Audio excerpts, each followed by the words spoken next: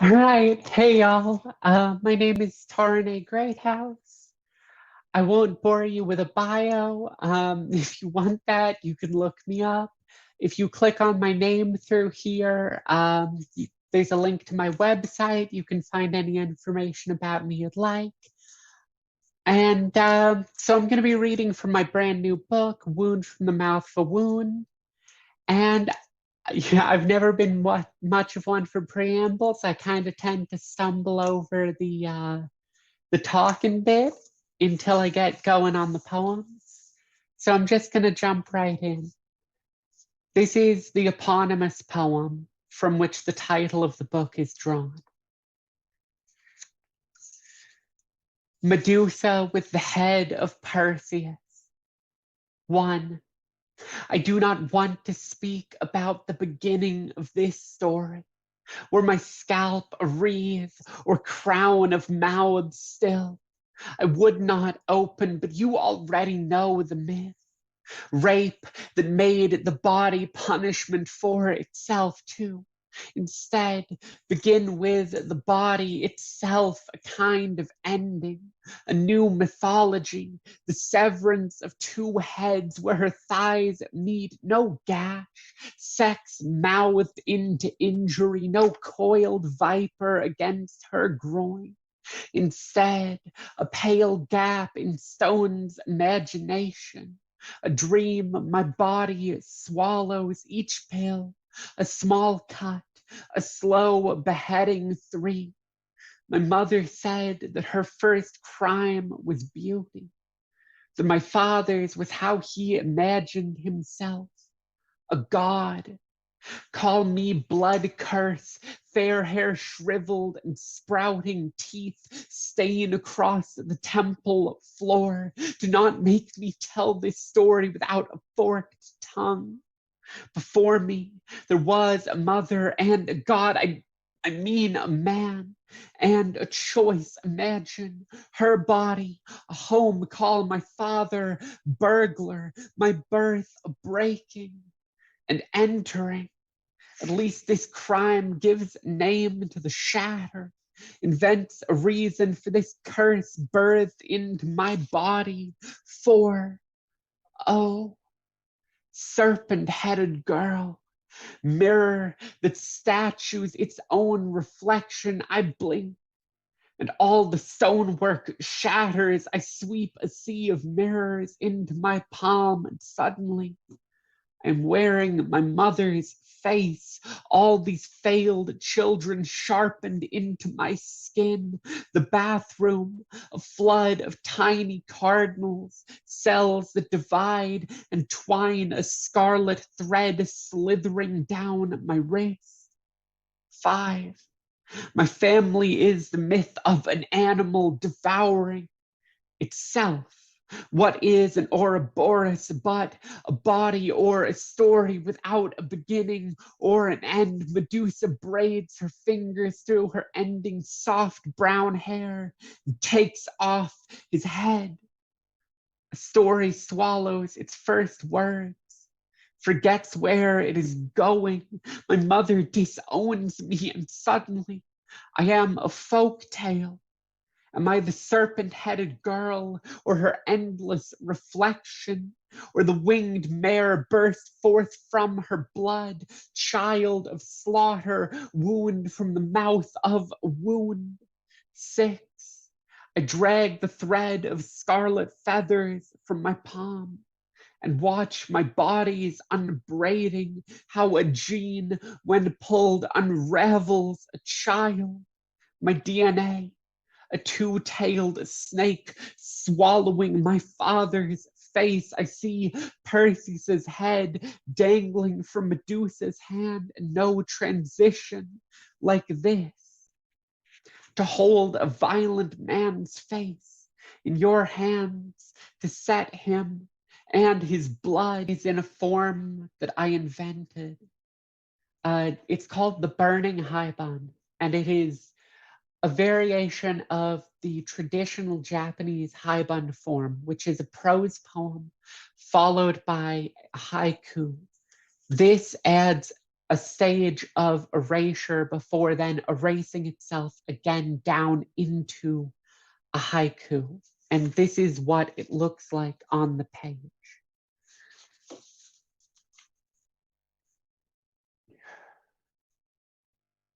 Burning Haibon. Once, my mother accused me of throwing alcohol and gasoline on my emotions. Once, my father's breath was a guilty verdict. His car curved inward like a palm, how it birthed him back as a fist, and I became the bloody rise of crescent moons hidden inside. I skinned my knuckles and smell the alcohol before it enters the wound. Yesterday, I read that cleaning a cut with this clear burn will worsen the scar, make the undamaged cells forget how to rebuild. Maybe each scar is the skin's blackout, each blackout erasure down to the cell. Once, my father tried to collision a child into perfect. Once, I tried to drink myself into blackout or erasure myself into something more poem than memory. Since the birth of words, we have languaged our history into burnable things: papyrus, paper, plastic film. Once I bought a box of cassettes just to watch their innards burn. Flashpoint from wound to wound. Once the cops accused me of my lineage, my blood, a guilty verdict, each breath, my father's, how we first called delirium tremens, the blue devils, alcohol possessing the body, how each drink curls me into a tighter fist. And this too is not mine. Or if I claim innocence, each bruised wall, each jaundiced dawn without midnight before it becomes a guilty verdict. My mother marries an alcoholic and gives birth to kindling. This is to say, my father calls his child a faggot and watches them burn. Did I inherit this addiction from my father, or the queer of my blood? Once I swallowed liquor like guilt and named this family.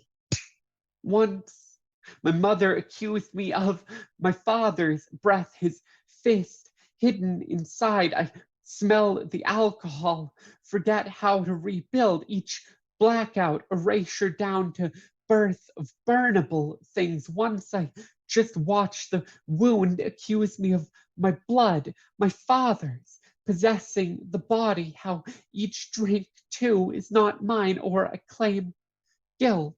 My mother gives birth to his child, a faggot, and I inherit this queer of my blood. I swallow and name family.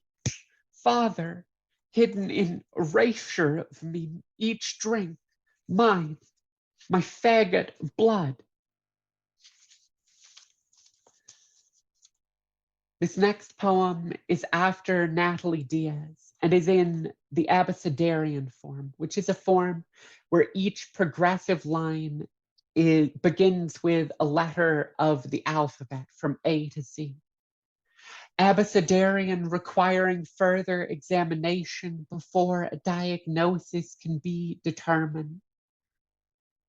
Antonym for me, a medical book. Replace all the punctuation, commas, periods, semicolons with question marks. Diagnosis is just apotheosis with sharper edges.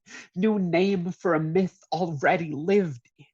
For the sake of thoroughness, I have given until my veins cratered tests administered for HIV, cirrhosis, glucose, cancer, creatine, albumin, iron, platelets. I've slept for days, wired to machines, had my piss filtered for stray proteins, just to be safe still inside my body, kingdom with poisoned wells.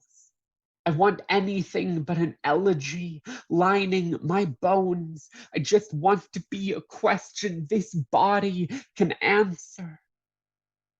My new doctor writes one referral, then another still, no guesses.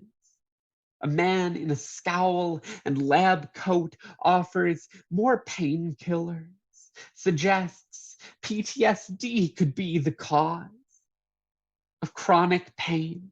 My limp of migraines, quickened pulse, and blood glittered cough of seizures rattling me inside my skin. Oh, syndrome of my perfect and unbroken transgender arm.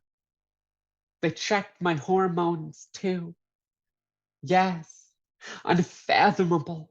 A suffering I did not choose must be gender, this vacancy my body makes of its own skin. How I vanish from myself. We search for a beginning to this story and find only a history of breakage X-rays cannot explain.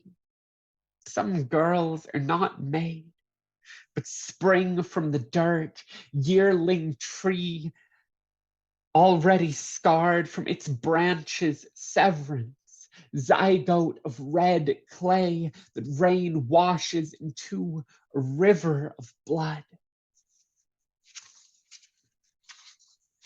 And I just have one more poem to read for y'all. It's the last poem in the book and was an attempt to use form as a way of forcing a reader to, when they read this book, engage in the performance of being in their body, in the same way that as a poet, I can never be outside of my body, and that my poems inherently can't be read without this body. This is Ars Poetica, or sonnet to be written across my chest and read in a mirror, beginning with a line from Kimiko Han.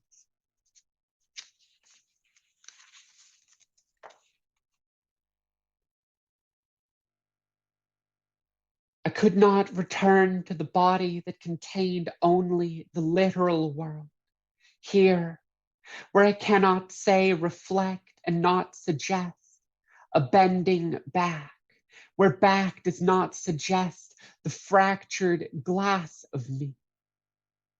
I am told to sever with a pencil's blade the word body, taught that it does not belong, taught to cut it away. But look, here it is, real and irrefutable beneath the sonnet's dark calligraphy. What cannot be spoken with a solemnless tongue. Music, unhinged from inside a gaping mouth, a body, mine. And at last, a poem that can't be read without it. Crippled, trans, woman, and still alive. Thank you so much.